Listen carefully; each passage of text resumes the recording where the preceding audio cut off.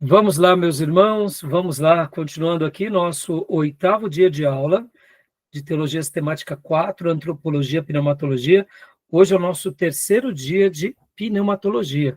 Estamos agora no 2º bloco e as nossas aulas estão sendo gravadas.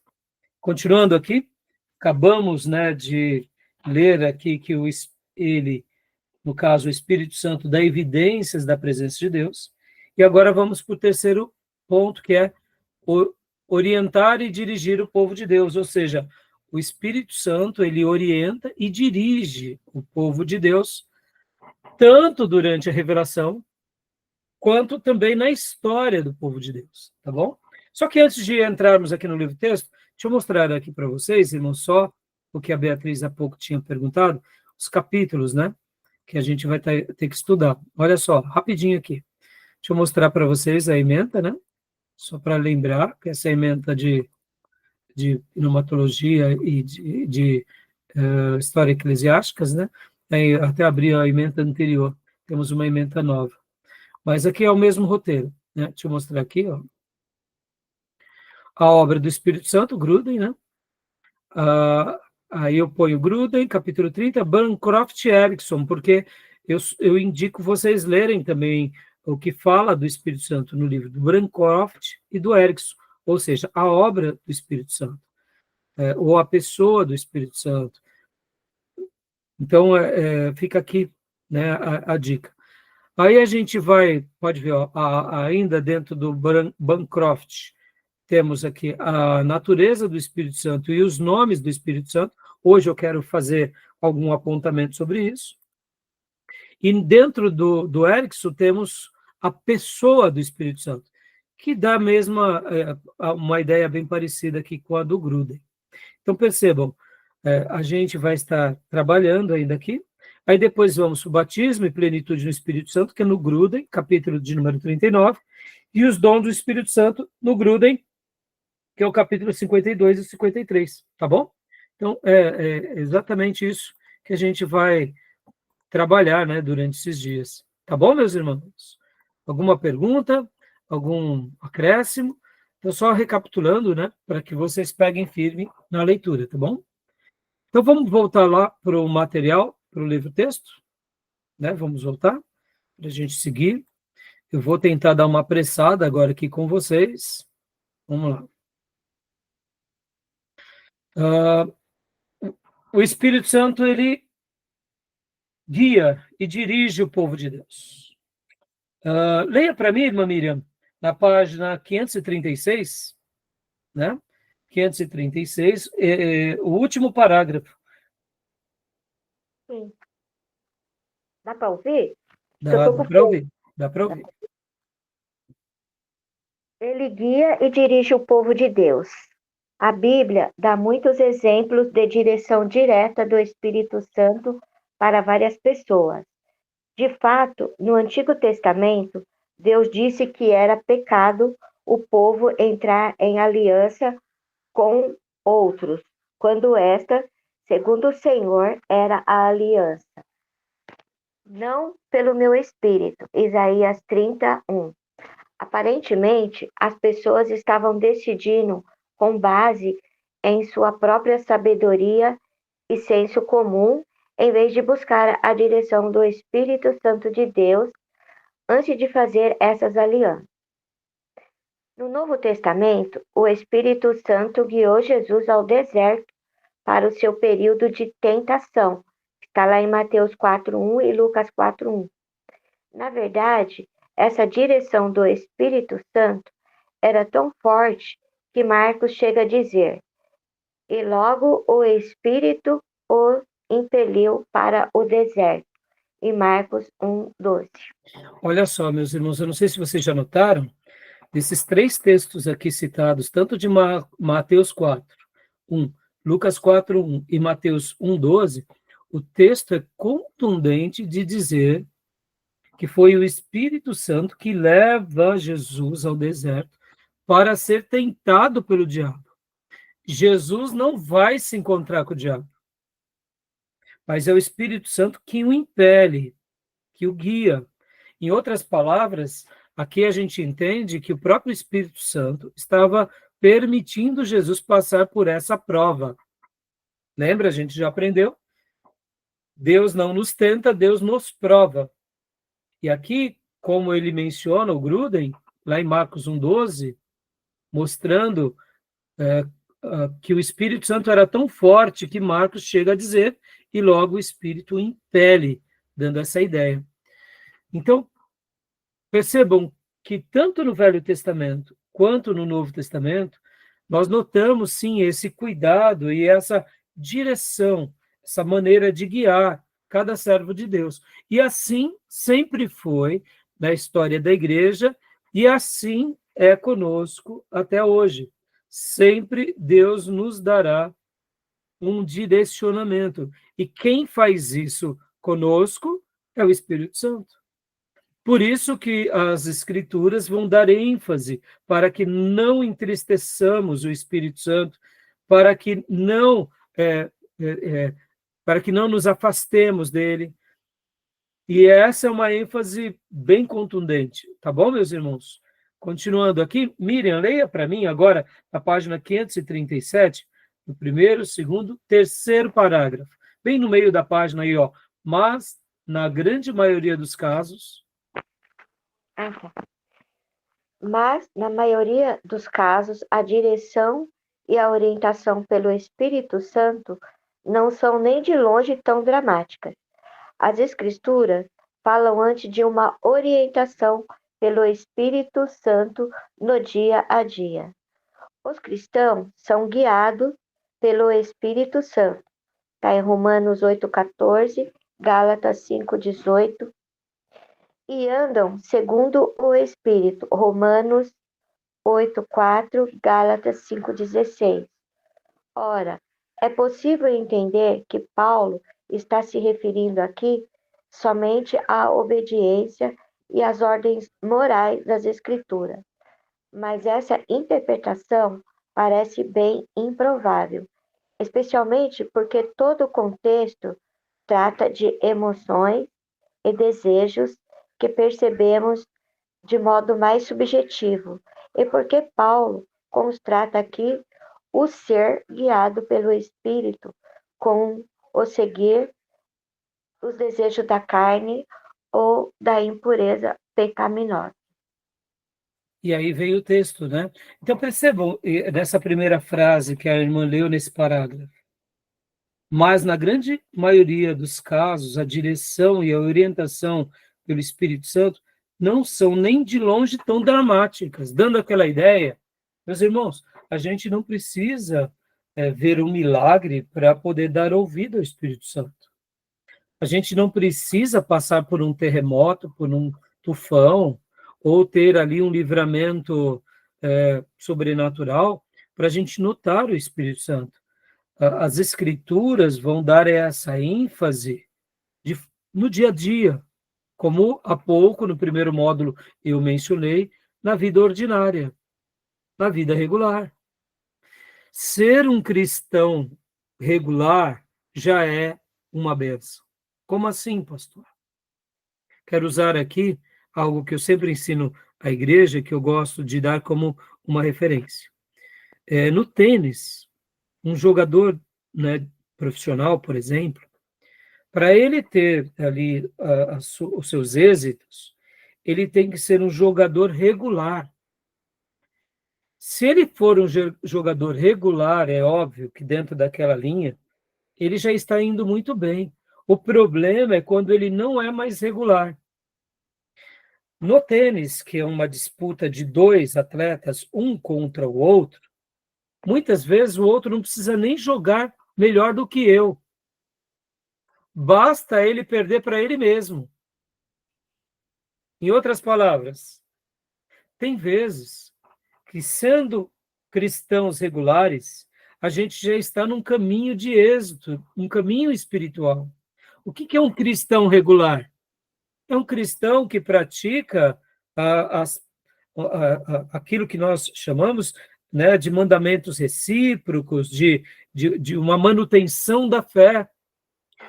Uma pessoa regular, ela ora diariamente, ela lê as Escrituras, ela testemunha, ela vai à igreja, seus dias de culto, ela é uma pessoa que tem regularidades. Dentro da regularidade, você não precisa ficar vendo anjo. O Espírito Santo já está ao seu lado. Agora, é óbvio, quando acontecer coisas especiais, dê glória a Deus. Mas muitas vezes a gente fica esperando só o sobrenatural, né? O que o autor está querendo dizer aqui, que essa direção do Espírito Santo, ela está na regularidade. Como eu mencionei, irmãos, muitas vezes na vida de dois tenistas, né, numa disputa, que nem agora está tendo, né, um torneio, um grande slam, e o que acontece? Muitas vezes o jogador ele está errando as bolas, jogando a bola na rede, jogando a bola para fora. Ou seja, o outro, o adversário, basta passar a bolinha para o outro lado, porque ele mesmo perde os pontos, né? Então, não foi o outro quem venceu dele, ele perdeu para ele próprio. Quantas são as vezes na nossa vida que a gente está perdendo para a gente mesmo, né? A gente está perdendo para a comodidade, para a preguiça, para a indolência, não estamos sendo cuidadosos, ou seja, o diabo não precisa nem fazer muita coisa, a gente está perdendo para a gente mesmo. No momento que a gente tem essa regularidade, já é uma graça. E aí vem o texto, né, Miriam? Leia para nós aqui o que o livro-texto dá um destaque, que é esse texto aqui, ó. Por isso vos digo, vivam pelo Espírito e de modo nenhum satisfarão os desejos da carne, pois a carne deseja o que é contrário ao Espírito, e o Espírito o que é contrário à carne. Ora, as obras da carne são manifestas: imoralidade sexual, impureza, lascívia, idolatria, feitiçaria, ódio, discórdia, ciúmes, ira. Mas o fruto do Espírito é amor, alegria, paz, paciência, amabilidade, bondade, fidelidade, mansidão e domínio próprio. Se vivemos pelo Espírito, andemos também pelo Espírito. Não sejamos presunçosos, provocando uns aos outros e tendo inveja um dos outros. Gálatas 5, 16, 26 da NVI. joia, meu irmão, obrigado, viu? Então, tudo bem até aí, meus irmãos? Alguma dúvida? Alguma pergunta? Tranquilo? Então, vamos prosseguir aqui. Queria ler só mais um parágrafo aqui com vocês. Essa expressão aqui. Na próxima página, na página 538, logo nas primeiras linhas, na primeira, segunda, terceira, quarta, quinta linha, está assim, ser guiado pelo Espírito Santo, Gálatas 5:18. E aí, olha só, essa frase aqui, que inclusive eu estou destacando. Além disso, a ideia de ser guiado pelo Espírito Santo, Gálatas 5:18, implica em uma participação pessoal ativa do Espírito Santo na tarefa de nos guiar. Isto é, mais do que a nossa reflexão sobre padrões morais da Bíblia, inclui o envolvimento do Espírito Santo que se relaciona conosco como pessoas para nos orientar e dirigir. O que o autor está querendo destacar aqui? Siga os toques do Espírito Santo no dia a dia. Haverá vezes e momentos em que vocês sentirão um toque dele e não compreenderão os motivos pelo qual fará sentido algum agir daquela forma. Se você está sentindo o toque, já que nós estamos trabalhando dentro dessa ideia das evidências, das direções, se deixe ser levado, se deixe ser conduzido, porque ele vai mostrar no andar da carruagem que aquilo pelo qual você está fazendo era da vontade dele. É muito comum ouvirmos muitos testemunhos de pessoas que estavam dizendo assim, não sei porquê, senti no meu coração, agi assim, agi assado. É óbvio, irmãos, aqui, vale o acréscimo. O coração do homem é enganoso e corrupto os seus desígnios. O nosso coração, ele é enganoso, principalmente no que se diz respeito às questões da carne, às emoções, mas não é isso que eu estou dizendo. Acredite que esse coração que é enganoso, esse coração que é corrupto, e é verdade, todos nós somos assim, Mas quando nós sentimos um toque do Espírito Santo, vale a pena obedecer. Por quê? Porque é ele que está nos conduzindo de uma forma sutil e inesperada. Então, como isso acontecerá na nossa vida, são das formas mais inusitadas, mais emblemáticas, mais inexplicáveis. E Deus faz questão de que seja assim mesmo, porque Ele quer ter uma experiência conosco real na nossa vida. Lembram da história que eu mencionei para vocês, do reitor da universidade, que disse para Billy Graham sobre a experiência dele do novo nascimento? Lembra que eu mencionei aulas atrás? Pois é. Aquela irmã que disse para ele, para aquele rapaz, você já nasceu de novo? Eu quero acreditar que ela foi impelida pelo Espírito. Hipoteticamente, se ela não conhecesse aquela pessoa, que era um pastor, que era um professor de teologia, ela foi guiada a falar para um professor de teologia. Mas, hipoteticamente, ela poderia realmente ter tido essa clareza naquele momento, como um momento de autoridade. E ela fez. E, bom, o fruto daquelas palavras, a gente ouviu.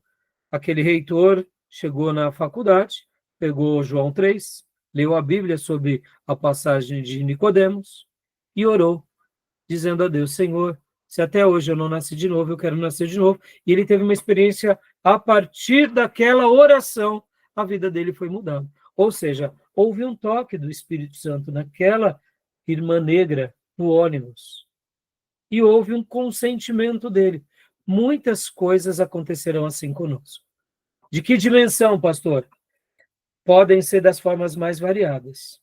Deus te levando a alguém, como foi no caso, e o próprio autor aqui mostra, que Barnabé vai e busca Paulo para levar o Antioquia da Síria, e aí a história a gente já conhece, e é por isso que a Bíblia vai falar que Barnabé era um homem cheio do Espírito Santo.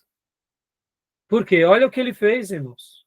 Barnabé foi usado para buscar o grande instrumento da igreja primitiva. Ou seja, graças a Deus, Barnabé foi ensinável. Então, perceba que muitas coisas acontecerão na nossa vida, num primeiro sentido, não farão sentido, mas aí eu digo para vocês, sem medo de errar, sigam, porque é o Espírito Santo dirigindo cada um de nós. Amém, meus irmãos? Tá bom? Então, ele guia, ele dirige o povo de Deus. Quarto ponto aqui, para a gente prosseguir, porque a gente tem bastante coisa, agora eu vou tentar dar uma apressada. Aqui, ele, né, no caso o Espírito Santo, proporciona ou oferece uma atmosfera digna de Deus quando manifesta a sua presença. Aonde ele está, acontecem coisas sobrenaturais. Até porque o Espírito Santo de Deus é a terceira pessoa da Trindade, e nós temos que lembrar que quando se trata da Trindade ou de Deus, o que mais Deus faz são maravilhas. Logo, aonde ele está, a atmosfera dele e o que ele realiza é inexplicável, é glorioso, é sobrenatural, tá bom? O quinto ponto, ele nos dá segurança, né?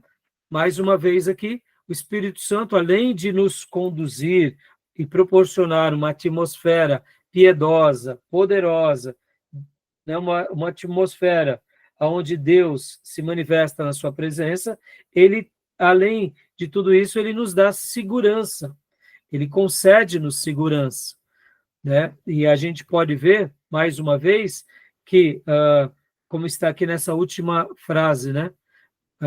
Vou ler do livro Texto Nosso. De novo, o que está envolvido é mais do que o nosso intelecto.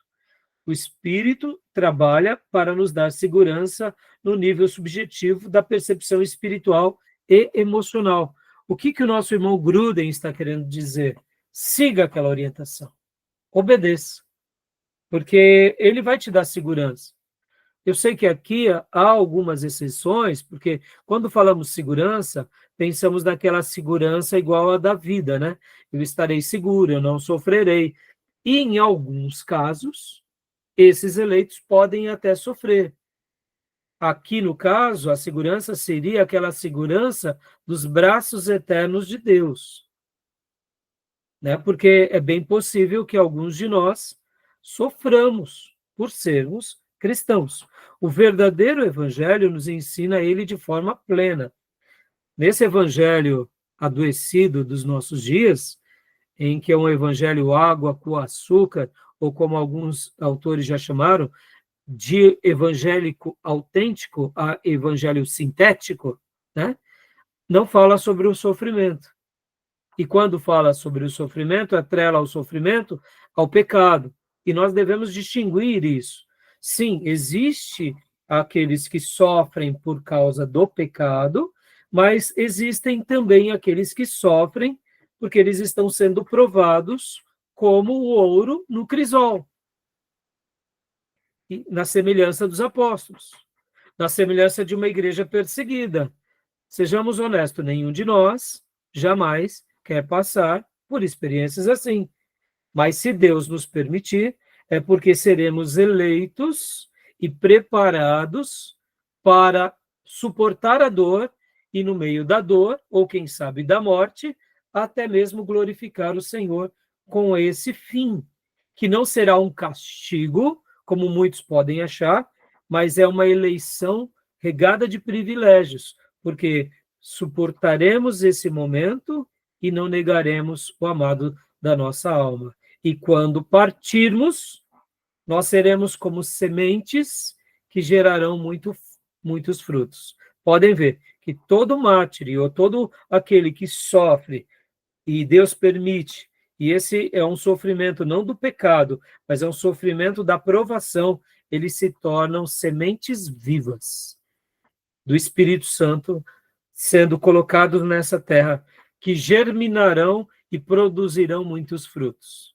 Quantos são os testemunhos que já ouvimos de pessoas que passaram por mortes? Eu lembro de uma história que, se eu não me engano, eu li no livro de Po Yang-shu, depois chamado de David Yong-shu, é aquele grande líder da Coreia do Norte, que já descansa no Senhor. Ele conta, se não me falha a memória, foi com ele que eu aprendi, que tinha lá na Coreia, quando eles estavam em guerras e depois a Coreia teve a perseguição dos cristãos, tinha uma família que foi capturada simplesmente porque seguia Jesus. E aí o general, o capitão, mandou cavar um grande buraco e falou, ou vocês negam a Jesus, ou todos vocês morrerão soterrados vivos. E eram um pai, uma mãe e uma criança, ou algumas crianças, eu não lembro quantas crianças. Eu lembro que no momento em que eles foram colocados ali no meio do buraco, né, que os soldados tinham acabado de cavar, o pai começou a vacilar. E a esposa, com muita convicção, dizia, não, bem, já já nós estaremos nos braços do nosso Senhor. Não vamos desistir, amor, não vamos desistir. Mas bem, vamos morrer, não tem problema. São homens que estão aí fazendo isso e eles são cegos. Vamos continuar. Eles colocam algumas palavras assim. E ali, meus irmãos, começaram a enterrar os soldados, enterrando. E contam-se essas histórias porque muitos soldados estavam fazendo isso, mesmo eles sendo ateus e não crendo em Deus, eles sabiam que era um ato de brutalidade com uma família simplesmente porque confessava que Jesus Cristo era o Senhor. E eles não queriam negar a fé. E ali os soldados enterrando aquela família, enterraram primeiro a criança e o marido desesperado querendo negar, e ela não. E aí a mãe, vendo essa cena, e o pai e a mãe ali foi, né, no caso, essa pessoa de fé. E ali na criança foi enterrada e depois foi o marido e foi a mulher. E ali eles morreram. E os soldados, né, depois se soube, porque muitos desses soldados se converteram. Mas entre os soldados, eles estavam num misto de revolta e de choro, porque eles estavam praticando uma crueldade contra um deles, né? Era o povo deles, simplesmente porque tinha uma religião e o Estado estava dizendo para não ter mais aquela religião. Então, meus irmãos, o Espírito Santo nos dá segurança. Segurança para viver nos braços dele e segurança até para sofrer, se for da vontade dele. Amém?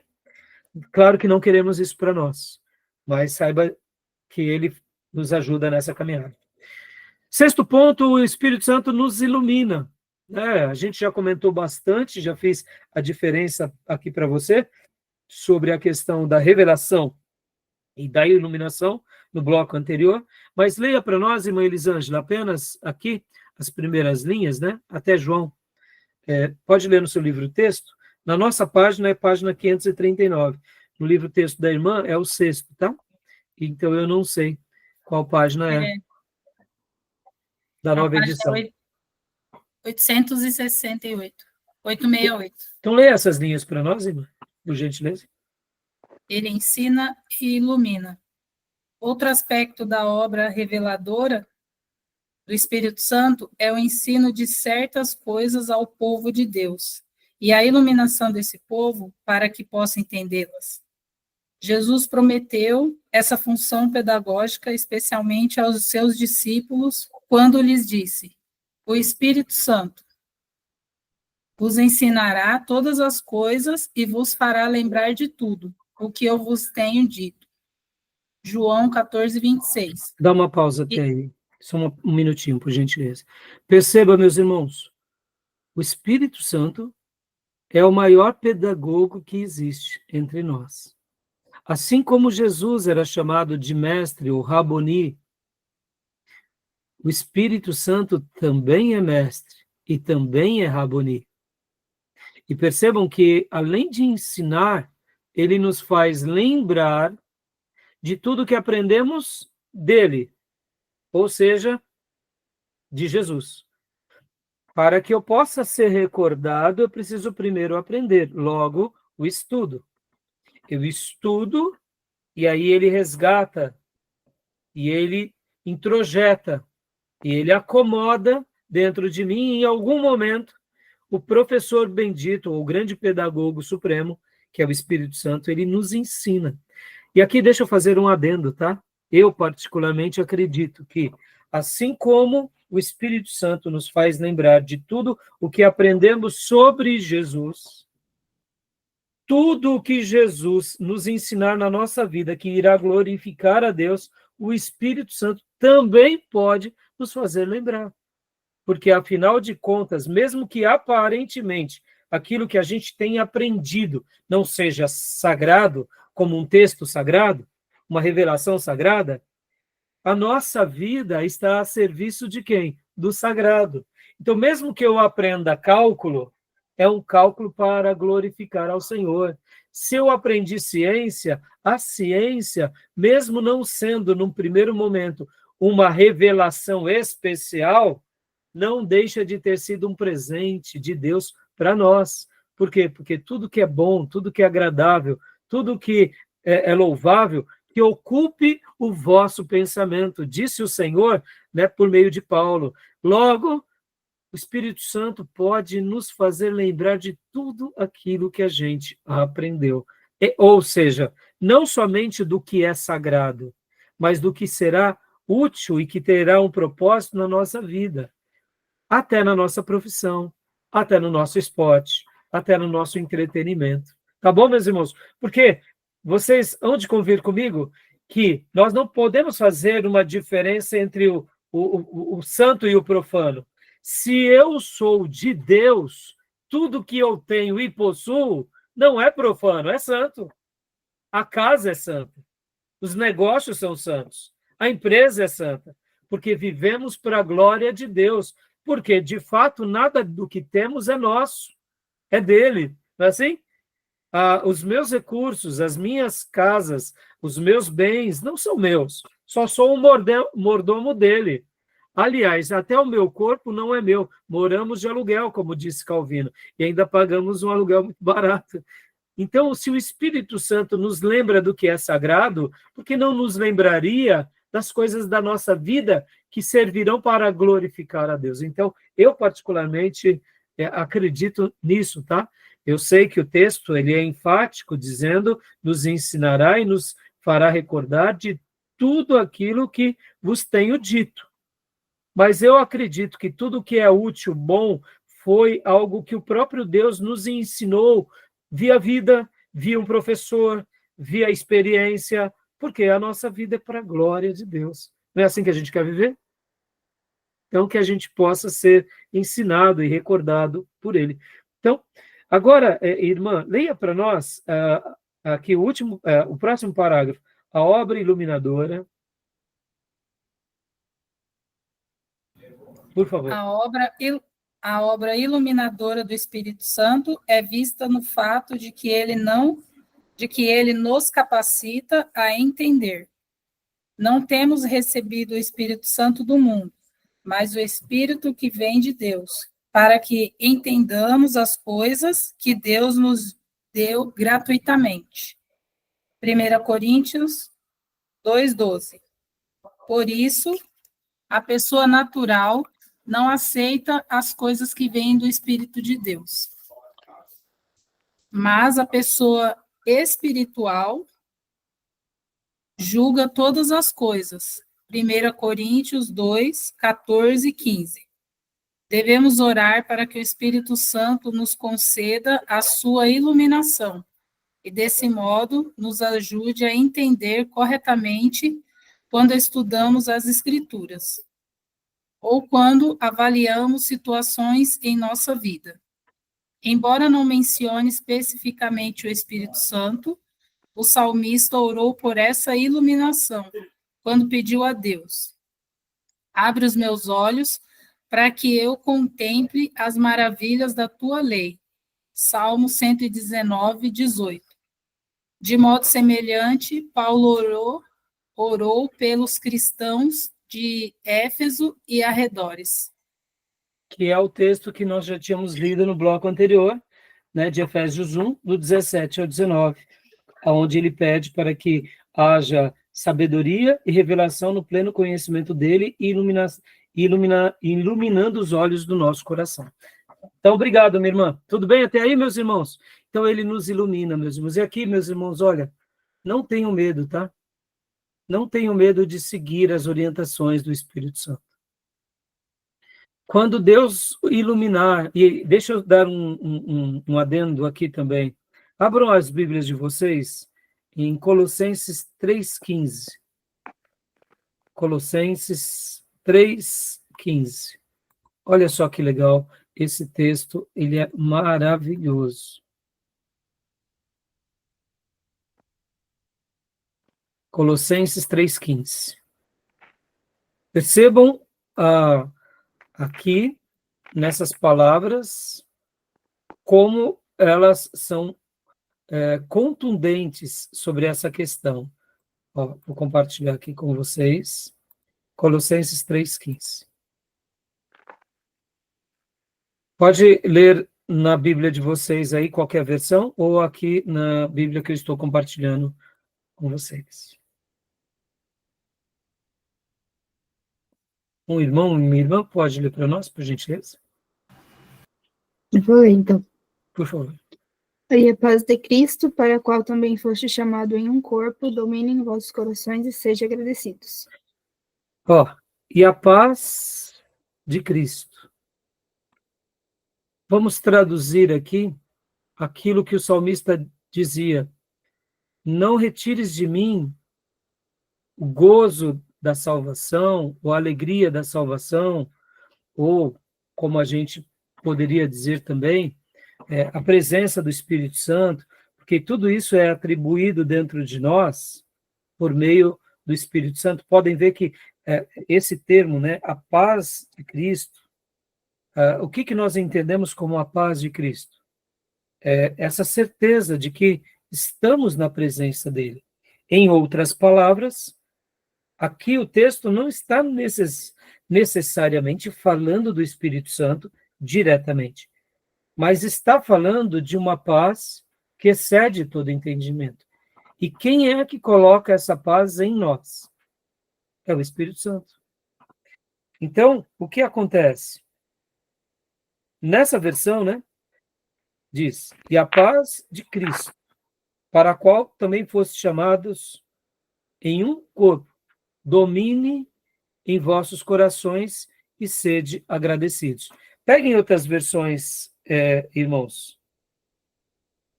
O meu tá diferente. Então, pode ler para nós.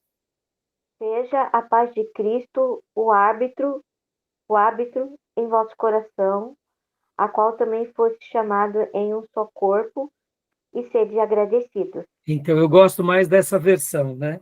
Como eu dizia, irmãos, lá no Salmo 51, pode ver Davi orando, quando ele pede para Deus restaurar a vida dele, naquele salmo que ele compõe logo depois que ele é repreendido por Natã, diante dos pecados com Betseba, Urias, e aí ele diz, cria em mim um coração puro, ó Deus, e renova dentro de mim um espírito estável. Não me expulses da tua presença, nem retires de mim o teu Santo Espírito. Devolve-me a alegria da tua salvação e sustenta-me com o espírito pronto a obedecer. Percebam, né? A alegria da salvação, o Espírito Santo. Quem é que gera esse sentimento de paz em nós? É o Espírito Santo. São promessas de Deus, são promessas de Jesus. Deixo-vos a paz, a minha paz vos dou. Não a dou como o mundo a dá. Percebam, o Senhor nos prometeu. Então, olha só, que a paz de Cristo, leia novamente a sua versão, Miriam, por gentileza, Colossenses 3,15. Seja a paz de Cristo o árbitro em vosso coração, a qual também fostes chamados em um só corpo, e sedes agradecidos. Joia. Percebam que aqui a gente viu uma expressão, né? Domine em vossos corações, para a qual aqui, na versão da Miriam, fala, seja o árbitro em vossos corações. Árbitro remete à ideia de juiz, né? Que a paz de Cristo seja o juiz no seu coração. Na NVI diz assim, que a paz de Cristo seja o juiz em seu coração. Em outras palavras, quando nós estamos em paz num determinado assunto, já é o Espírito Santo sendo o juiz em nossa consciência, na nossa alma. De que essa é a vontade de Deus para nós. Agora, percebam, isso tudo é muito peculiar, irmãos. Quer ver um exemplo, irmãos? Quando eu vim fazer o seminário, eu tive uma orientação profunda do Espírito Santo. Meu pai não queria que eu fizesse seminário, mas eu tinha tanta certeza disso, que eu falei, pai, eu preciso fazer isso. E eu sempre fui uma pessoa que relutei muito em não obedecer o meu pai, mesmo ele não sendo crente. Só para vocês terem uma ideia, deixa eu dar esse testemunho para vocês. Eu me converti aos 17 anos, quando eu estava no meu segundo ano do colegial. Eu fazia o meu colegial naqueles dias no Objetivo do Tatuapé, porque eu não conseguia chegar na minha casa, então eu fazia o colegial, né, no Objetivo, à noite. E assim me converti, quando eu tinha 17 anos, no segundo ano do colegial. O meu alvo, eu já trabalhava no mercado financeiro, fazia esse colegial, e naqueles dias, eram os dias que estava iniciando a informática no Brasil e no mundo, foi a década de 90, né? Foi finais dos anos 80, aliás. E o que acontece, irmãos e irmãs? Eu fazia um colegial técnico em processamento de dados. A máquina e os computadores que nós usávamos era de 16 bits, depois mudou, foi para 32 bits, aí depois para 64 bits, olha só, né? Era aqueles museuzão, né?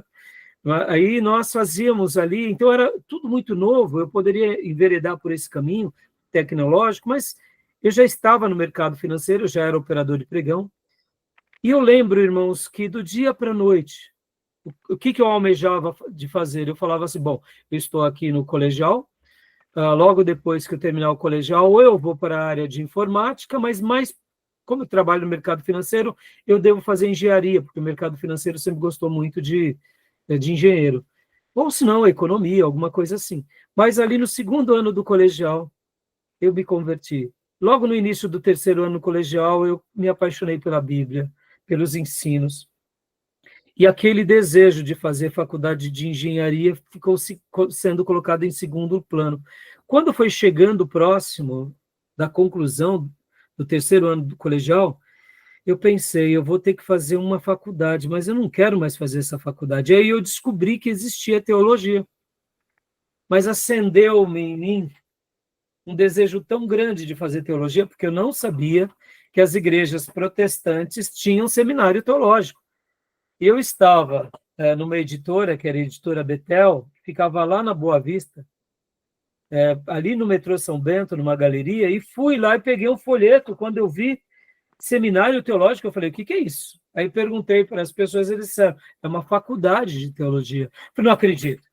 Como eu era um católico, eu sabia que tinha um seminário católico, mas eu não imaginava que tinha um lugar em que se estudava a Bíblia, e aquilo eu fiquei fascinado. Logo eu procurei o meu líder de jovens, e ali ele me mostrou as boas faculdades de teologia, inclusive o STBN, naqueles dias que depois se tornou STBNet.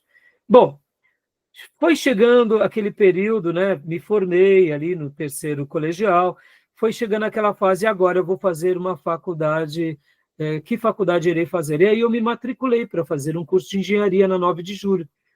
No dia que eu me matriculei, como hoje, eu lembro como hoje, irmãos, eu tive uma experiência com Deus no ponto do ônibus. Naquele mesmo dia que eu tinha me matriculado para fazer o vestibular, o Espírito Santo me falou num ponto de ônibus ali na Avenida Carrão.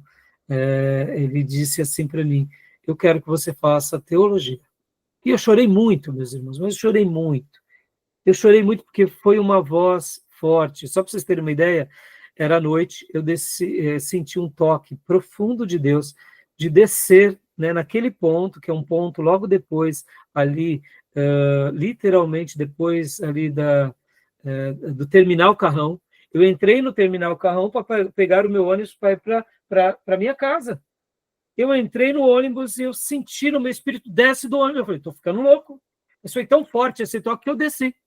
E na hora que eu desci, foi como se o próprio Deus estivesse ali de forma invisível. E aí eu falei, Deus, por que eu estou aqui agora? Não estou entendendo nada. Não tinha ninguém no ponto. E me veio essa clareza tão grande, mas tão grande. Eu quero que você faça teologia. E eu chorei ali que nem um bobo naquele ponto de ônibus. E ali veio a certeza. Naquela mesma noite, logo depois eu fui para minha casa. E ao chegar em casa, eu conversei com meu pai até as 3 da manhã. Meu pai não queria que eu fizesse faculdade de teologia. Eu falei, pai, eu tive, né, uma direção de Deus. E ali meu pai, né, ficou relutante comigo, e eu, com todo respeito, falei, pai, eu tenho certeza disso. E, resumindo, meu pai, então, entendeu. E depois de muito tempo, né? Mas percebam, irmãos, por que eu estou falando isso? Olha a minha vida, eu sou pastor e professor de teologia, né? Entendam? Olha como que a vida é. Então, Deus sempre derramará paz no nosso coração. A paz de Cristo, ela é o árbitro, ela deve ser o árbitro dos nossos corações. Então, siga essa orientação. Por isso que eu gosto da versão NVI, ó, que a paz de Cristo seja o juiz em seu coração. Se você estiver fazendo algo, mesmo que ninguém entenda, mas se é o Espírito Santo te dando essa orientação, siga. Porque isso tem a ver com o seu dom, tem a ver com o seu chamado, ou com aquilo que Deus tem para a sua vida. Bom, só para vocês terem uma ideia, fui fazer teologia, fiz teologia, logo depois me casei com a Nídia, vim aqui para Ferraz, e quando eu vim para Ferraz, a primeira coisa que eu fiz, logo depois de casado, foi o quê? Bom, eu ainda continuo no mercado financeiro, agora eu vou fazer o quê? Minha faculdade de engenharia, me matriculei e comecei meu ano de engenharia, a Miriam vai lembrar. E aí, então, eu estava já fazendo engenharia, no meu primeiro ano de engenharia, logo nos primeiros 6 meses, a Igreja Batista, pela qual hoje estamos, me chamou para ser o dirigente. E aí eu continuei fazendo mais um pouco engenharia, terminei o meu primeiro ano de engenharia e cancelei ali, tranquei a minha matrícula, e até hoje só tenho me dedicado para a teologia. Ou seja, percebam, quando Deus tem algo na nossa vida, Ele cumpre. Pode parecer muito esquisito para muita gente, mas siga essa orientação, porque a paz de Cristo, que ela seja o juiz, o árbitro no seu coração. Se Deus está falando A, siga o A. Z, siga o Z. Não importa o que as pessoas estão dizendo. É o Espírito que está te conduzindo. Tá bom, meus irmãos? Fui muito prolixo, mas é importante eu cravar essas estacas no coração dos irmãos, porque eu não tenho dúvida que, quando fazemos isso, nós cumprimos com aquilo pelo qual Deus sonhou para nós. Imagine Barnabé, quando ele disse para todos: eu estarei buscando Paulo para ser aqui o meu auxiliar nessa igreja de Antioquia. Talvez ele foi mal compreendido. Paulo, aquele lá que perseguia a igreja? Não, não. E ele falou: não, eu preciso. E ele busca Paulo. E o que acontece? A gente tem aí o Novo Testamento sendo escrito, metade dele por Paulo. Graças a Deus pela vida de Paulo. E graças a Deus porque Paulo foi o maior evangelista. Então, percebam, Barnabé foi o mentor de Paulo. Deus vai nos guiar, tá bom, meus irmãos? Ele vai nos instruir, ele vai nos iluminar, e ele vai nos conduzir e nos proteger, tá bom? Então, continuando aqui o livro-texto, meus irmãos, olha só. Agora o Espírito Santo unifica, né? O Espírito Santo unifica, não é isso que está no livro-texto de vocês? Aqui nesse material que eu peguei, estou compartilhando com vocês, está une, né? O Espírito Santo unifica. Bom, unifica aqui, ou une, eu quero mostrar aqui para vocês algo. Deixa eu fazer uma pergunta aqui. Qual é a diferença entre unidade e uniformidade? Tem diferença? Unidade? Eu acho que uniformidade. Unidade, acho que é quantidade, né? Uniformidade é quando tá tudo reto. Ou, por exemplo, né, unidade e união, né? Vamos pegar aqui duas outras palavras mais usuais. Percebam, o que nós entendemos aqui, né? Vamos pensar aqui como unidade e como uniformidade. Vamos usar essas duas palavras. A igreja, vamos pegar até outra palavra, vai. Unidade e conjunto. Seria mais ou menos isso, né? Por que eu estou falando tudo isso, né, irmãos? Quando nós pegamos um saco de batata e nós pegamos um purê de batata, tudo é de batata? Tudo é de batata. Tem diferença? Tem diferença. Porque no purê, as batatas se entrelaçaram entre todas e se tornaram uma só coisa. No saco de batatas, ainda são muitas batatas, mas uma separada da outra. Então, a gente poderia dizer que ali isso representa um pouco melhor o que é união e unidade. No saco de batatas, há vamos dizer assim, um certo conglomerado, mas não são uma unidade. Elas não se tornaram uma só coisa. Já no purê, sim. No purê há uma unidade. Vamos pegar uma outra analogia. Um monte de tábuas. Por exemplo, quando eu vim montar esse escritório, eu me recordo bem que esse escritório foi um presente de um marceneiro adventista, muito carinhoso, um vizinho meu, que certa ocasião eu soube que ele era marceneiro, e eu cheguei para ele e falei assim: escuta, quanto você me cobra para fazer, né, um escritório para mim? E aí ele falou assim: ó, pode comprar as madeiras que eu farei para você. Eu falei: não, não. E ali ele: não, você é um pastor, você é um homem de Deus. E eu lembro como hoje, esse escritório a mão de obra dele foi um presente. Eu comprei todas as madeiras, as folhas, e ele caprichosamente montou para mim. E, puxa, até hoje, quando eu lembro do que ele fez, eu sou grato a Deus. Então, percebam, as tábuas, quando eu comprei, elas estavam uma em cima da outra. Ali era já um escritório? Não. Ali era um monte amontoado de tábuas. Mas depois de um trabalho profissional, zeloso, ele foi cortando, ele foi furando, ele foi revestindo, né? E depois ele montou. Aí virou um só móvel. Então, o Espírito Santo, ele gera em nós o que é essa unidade. Nós como povo de Deus. Somos muitos, mas um só em Cristo.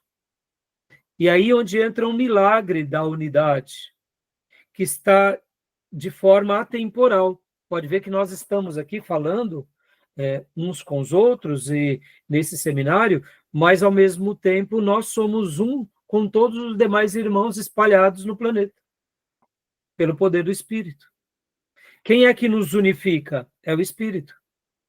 E os irmãos que viveram antes de nós fazem parte também da nossa irmandade, mas não estão mais conosco, mas descansam no Senhor. E os que virão depois de nós? Também. Está dentro da unidade do Espírito Santo. Está dentro dessa expressão maior. Então, o Espírito Santo é aquele que unifica o seu povo, é aquele que tem esse poder de criar essa coesão na igreja do Deus vivo. Tá bom? Tudo bem até aí? Compreenderam, meus irmãos? Joia? Podemos prosseguir? Para a gente ganhar tempo? Então, querem fazer alguma pergunta sobre isso ou não? Então, há uma grande diferença entre ter união e viver em unidade, tá bom? É igual os Salmos, pastor. Sim, Salmo 133, né? É. Ali, na comunhão, pode ver, irmãos, a igreja de Jesus, ela precisa estar em comunhão para que a bênção do Espírito Santo seja derramada, não é assim? E o irmão que perde a comunhão, ele já está à parte dessa graça. Por isso que existem certas coisas que não existe, a gente pode até estar no mesmo ambiente, mas se eu não estou em comunhão verdadeira, eu não desfruto da presença genuína. Eu posso estar na igreja, ao invés de estar em comunhão, estar em desarmonia com o irmão, mas eu não vou sentir a presença do Senhor. Porque Deus, o que Ele espera de nós? Essa unidade. Aqui, irmãos, não faço uma leitura de unidade de pensar igual a todo mundo, tá? Inclusive, vocês, como meus alunos, não precisam pensar igual a mim. Basta vocês pensarem como o Senhor deseja, com as Escrituras. Por isso que, em alguns momentos, eu digo assim, olha, aqui eu penso dessa forma, mas você tem toda a liberdade de pensar de outra forma. Desde que você não pense fora das Escrituras, nenhum problema. Porque há pouco, no primeiro módulo, falamos sobre o batismo com o Espírito Santo e com fogo. São várias interpretações. Tudo bem.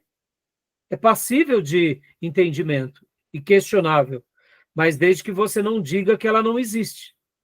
Entenderam? Tá bom? Bom, prosseguindo aqui, o E, né? Para a gente ganhar um tempo e tentar zerar aqui essa matéria ainda hoje, né? Vamos lá. O E,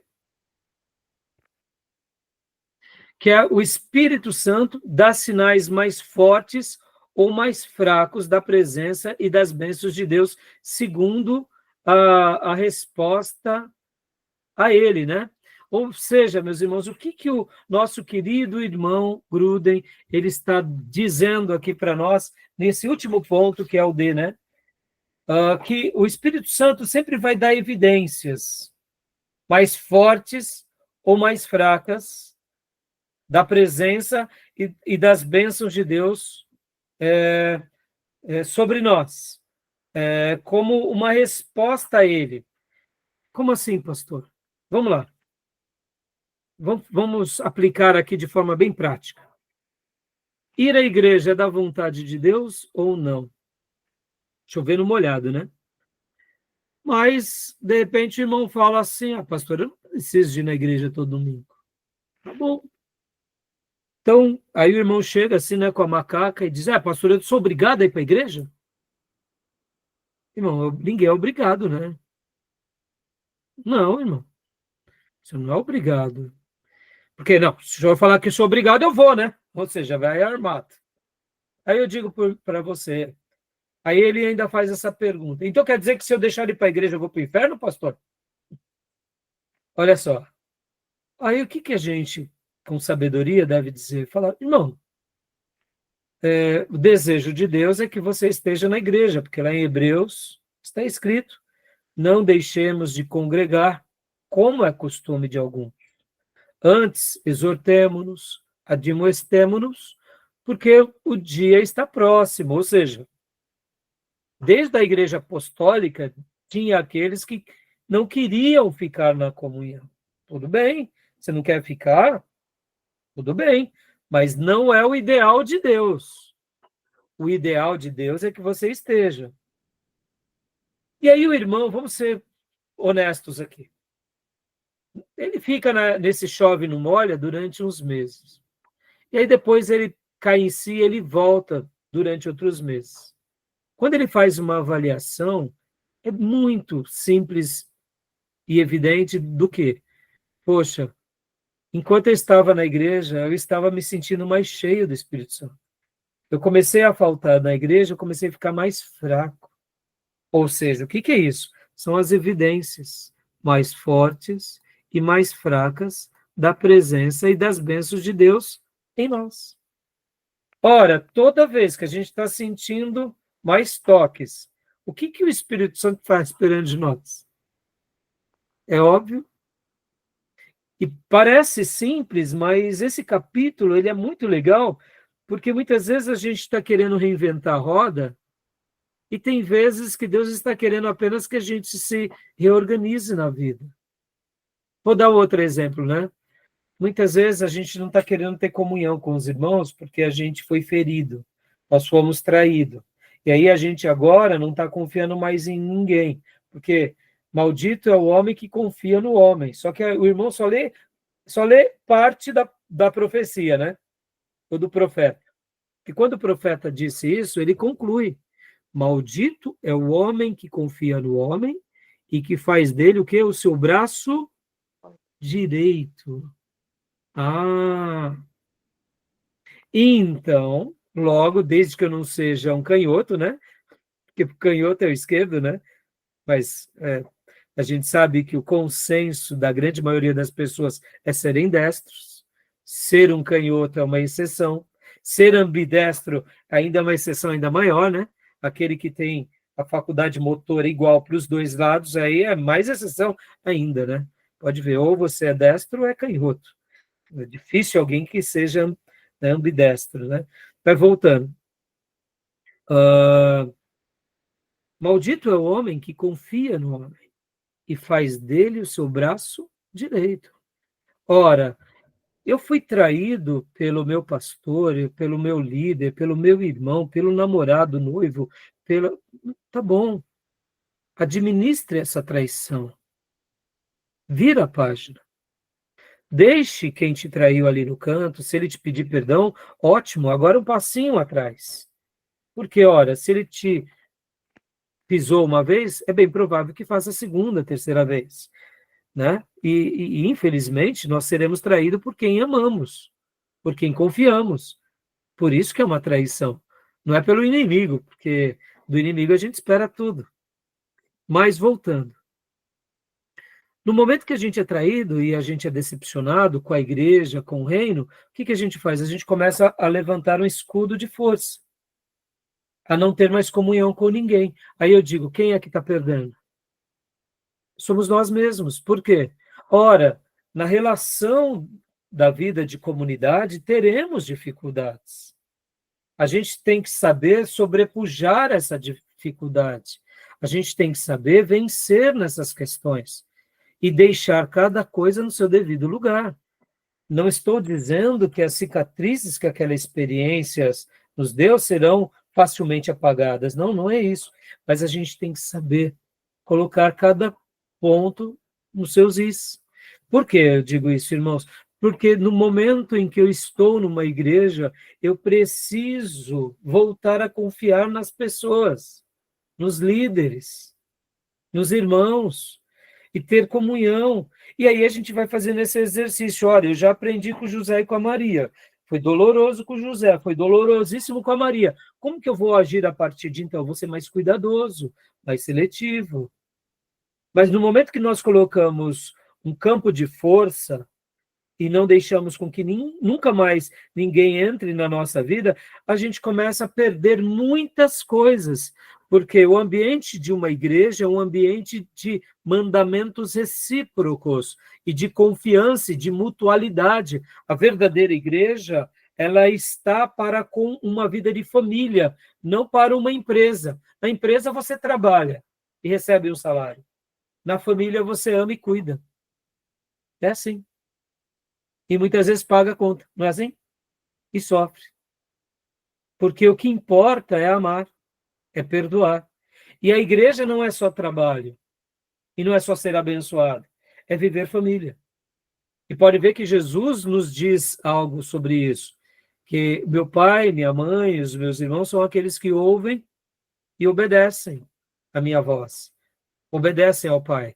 Nós estamos na família de Deus, então percebam que no momento em que eu me fecho para todo tipo de comunhão, eu estou perdendo muito. Por quê? Porque Deus vai usar o próximo para falar comigo. E uma das evidências mais lindas de que eu estou num caminho espirituoso é quando eu vivo uma vida de comunhão significativa. Porque o Espírito Santo que habita em mim, ele me impele à comunhão. E não me impele ao isolamento. As religiões podem me impelir ao isolamento, mas o Espírito Santo me impele à comunhão. E pode ver como nós ouvimos há pouco da irmã Miriam, lembrando o Salmo 133. Aonde vivemos em comunhão, ali ordena o Senhor a sua bênção e a vida para sempre. Pode ver, irmãos, a igreja é isso. A igreja é família, a igreja é organismo. Agora, fica aqui o meu acréscimo, e eu vou dar até uma palavra que eu aprendi com um pastor americano, que eu sou muito grato a Deus pela vida dele, que é o pastor Bill Hybel. Ele falava assim: dê uma fatia do coração para o irmão. Uma fatia. Seu coração é grande. Dê só uma fatia. E veja como ele cuida. Se ele cuidou bem nas próximas semanas e quem sabe meses, dê mais uma fatia. Espere mais alguns meses, quem sabe anos. Puxa, ele está cuidando muito bem? Dê mais uma fatia. Aí você cresce em amizade, em irmandade com aquela pessoa. Porque, naturalmente, você vai notar que ele também dará uma fatia do coração dele para você. E aí você vai crescendo. Agora, no momento que você dá uma fatia e a pessoa não zela muito bem, o que você vai fazer na segunda vez? Você fala, já não dou mais nada. Aquele irmão não serve mais para eu me estreitar, porque ele não foi alguém que zelou do meu coração. Percebam, irmãos, o que isso representa? Maturidade, para que a gente continue crescendo até o nosso último dia de vida. Está entendendo? Eu dei aqui essas analogias, mas o autor ele vai mais profundo, mostrando o seguinte: siga as orientações do Espírito Santo de Deus. Quando você notar o Espírito Santo de Deus, ele está com você com mais evidência, siga isso. Para eu concluir aqui, meus irmãos, vou falar uma loucura, tá? Vou falar uma loucura aqui, porque para mim isso é uma loucura, tá? Por exemplo, eu não concordo que um pastor enverede para a vida pública, tá? Para a administração pública, tá bom?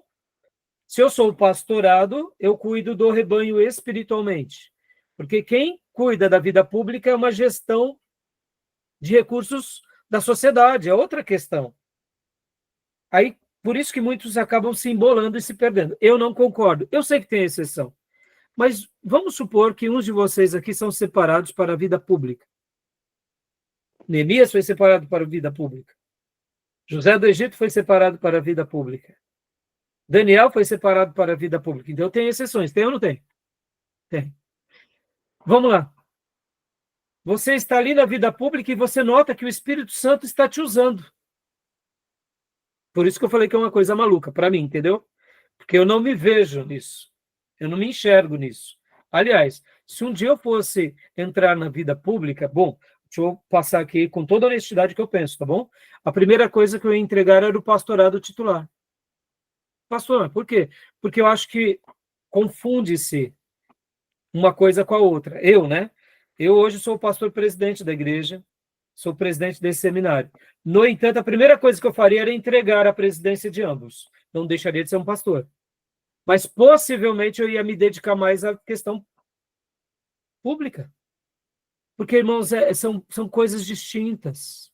Vocês entendem? É a minha maneira de ver, tá bom, irmãos? Mas eu respeito quem pensa de forma ao contrário. Mas eu sou dessa linha. Pastores pastoreiam a igreja, administradores públicos cuidam das coisas da sociedade, da política, entendeu? Eu gosto de separar as coisas, tá bom? Mas vamos lá. Vamos supor que você seja guiado para isso. O seu coração é impelido e você sente o Espírito Santo te agraciando sobre essa questão. Pastor, na vida política é possível? Eu creio que é possível, meus irmãos. Um dos homens que mais foram usados nos Estados Unidos é Martin Luther King. Era um pastor que foi separado para a vida pública. Hoje ele é lembrado como até tem um feriado americano, porque ele realmente é um divisor de águas na história americana. Então percebam, o Espírito Santo vai dar evidências mais fortes ou mais fracas. E tem vezes que a gente está aqui criticando algo porque não faz parte da nossa linguagem. Estão entendendo? Por exemplo, irmãos, esses dias atrás eu fiz menção do Silas Malafaia. Eu não concordo, muitas vezes, com a postura do Silas, algumas palavras do Silas, o jeito do Silas, a forma que ele briga, a forma... Mas uma coisa eu digo, quando ele está pregando a palavra, eu o admiro demais. E que sobre as questões do Silas com a política, eu não gosto muito, mas eu evito de falar, por quê? Porque eu não fui chamado para aquilo. Então, quando eu ouço e quando alguém me pergunta, eu digo...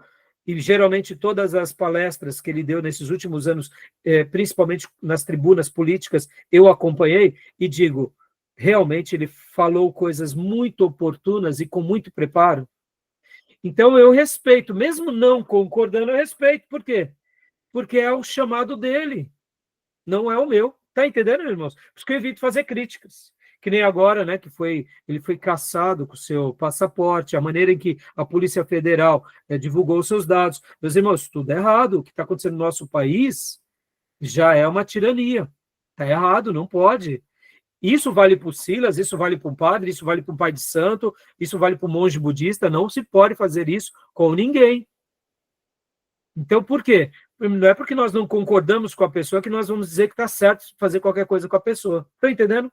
Então, percebam, aquilo que acontece comigo é diferente do que acontece com ele. Mas o Espírito Santo é aquele que dá evidências mais fortes ou mais fracas da presença ou das bênçãos de Deus sobre nós. Tá bom, meus irmãos? Tudo bem? Ficou claro? Terminamos o capítulo 30? Fechou? Tá bom? Alguma pergunta? Não? Pastor, essa primeira parte que ele está falando que o Espírito Santo ele pode retirar as bênçãos de acordo com aquilo que ele vê. Como que seria essa parte que ele está falando?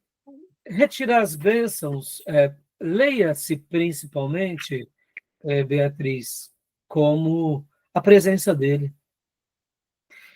Quer uma bênção maior do que a presença dele? Por isso que Davi dizia, restaura o gozo da salvação, a alegria da salvação, não retires de mim o teu Santo Espírito. Né? Por quê, Beatriz? O que é tirar as bênçãos? Beatriz, vamos lá. Deus me livre eu parar de dar aula, entendeu?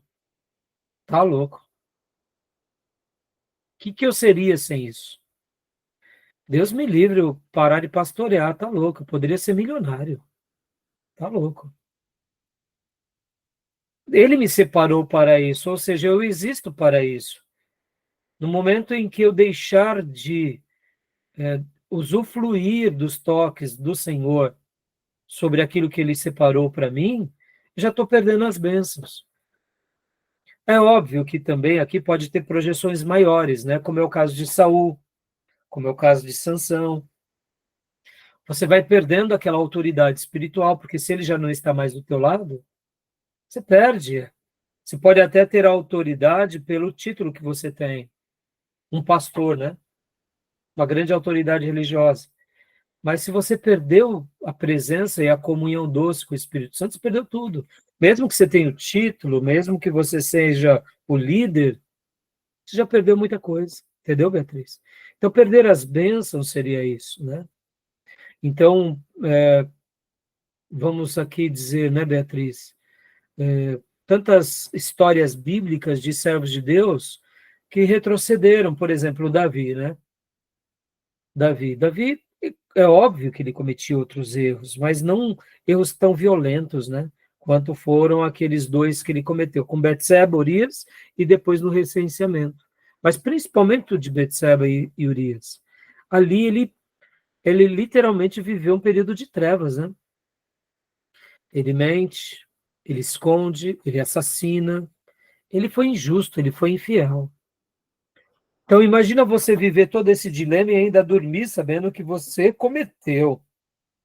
Por isso, Beatriz, é aquilo, né? Provérbios vai dizer que aquele que esconde as suas transgressões não prosperará, mas aqueles que as confessa e deixa, alcança a misericórdia. Não é que nós viveremos uma vida imaculada, não é isso, mas no momento que caímos, nós precisamos correr o mais rápido possível para restaurar a nossa vida. E para pedir perdão, para pedir restauração. Lembra no primeiro bloco que eu falei daquela aula de missões? E do texto de Josué 3,5 para mim? Ali foi o meu reencontro.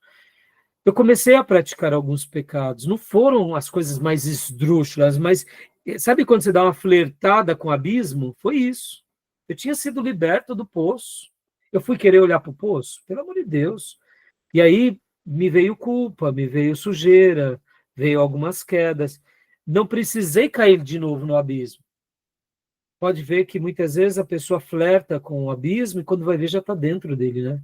Deus me poupou disso. Por isso que hoje talvez eu seja até um pouco radical na forma que eu falo. Porque eu não quero que ninguém caia no abismo, entendeu? Porque um dia eu cheguei perto do abismo. Eu tenho medo disso, entendeu?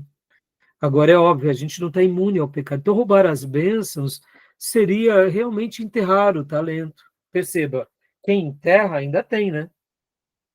Quem enterra ainda tem, não tem?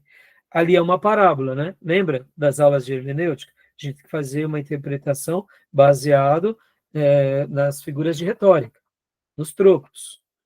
Então, na parábola do talento, que é uma parábola, ele enterra, mas ele tem, ele sabe onde está enterrado, mas ele não exercita mais.